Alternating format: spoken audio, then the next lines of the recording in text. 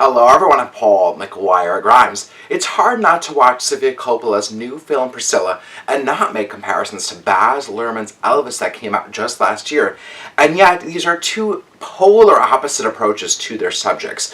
It's in theaters and I want to talk about it. This is Paul's trip to the movies.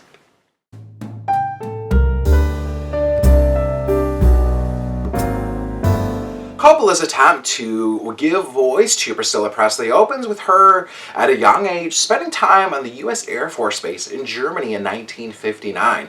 She's played by Cailee Spaeny, who you may remember from Mayor of Easttown. She's sitting at a diner countertop doing her homework when she's courted to attend a party at Elvis Presley's house. She's only in the 9th grade and under the guardianship of her parents, who reluctantly agree to the party.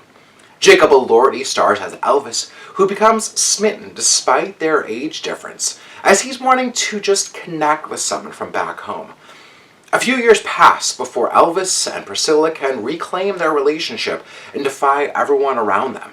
The film tracks their love story from the beginning until the point when she decides to leave him.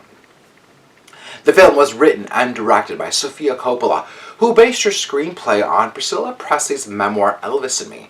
Now, Presley is also listed as a producer on the film and has been quite supportive, while Lisa Marie Presley was quite frustrated with how her father was portrayed when she read the screenplay.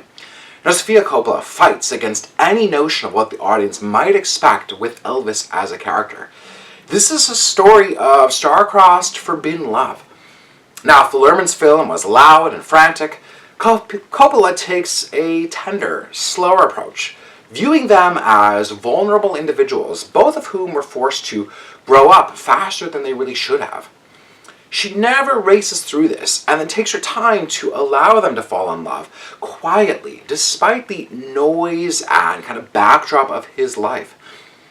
There's this uneasiness that comes with viewing their relationship and the age difference kind of through a 2023 lens, but I think that's part of Coppola's point in calling attention to it. Coppola always has a knack for visual storytelling, and you can see this in her work with cinematographer Philippe Lesourd. There are really specific framing choices to really visualize their worlds coming together, in how you see her coming from this small, quiet environment, entering into the larger-than-life world that was a showman like Elvis Presley.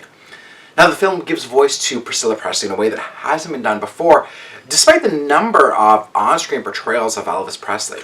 Cailee Spaeny is a revelation as Priscilla, who starts the film looking incredibly young and innocent, and then just slowly transforms and ages into the wife of a megastar.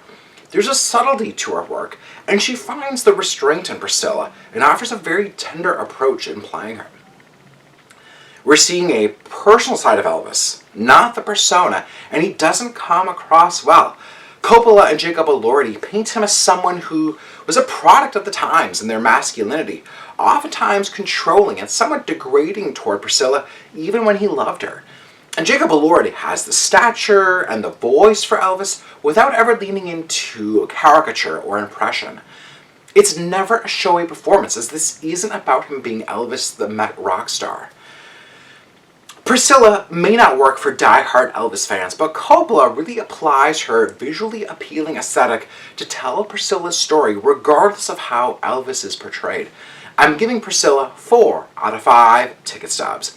If you like my review today, click subscribe on my YouTube channel for some movie reviews and celebrity interviews that I know you're going to love. Paul's Trip to the Movies is brought to you by Imagine Theaters. There's some really great movies in theaters now, like Priscilla. So get tickets today for this, The Holdovers, Saltburn, The Hunger Games, really great movies I know you're going to love. Also on sale, tickets from my movie series, Paul McGuire Grimes Presents. Just look for it on their website or in their app.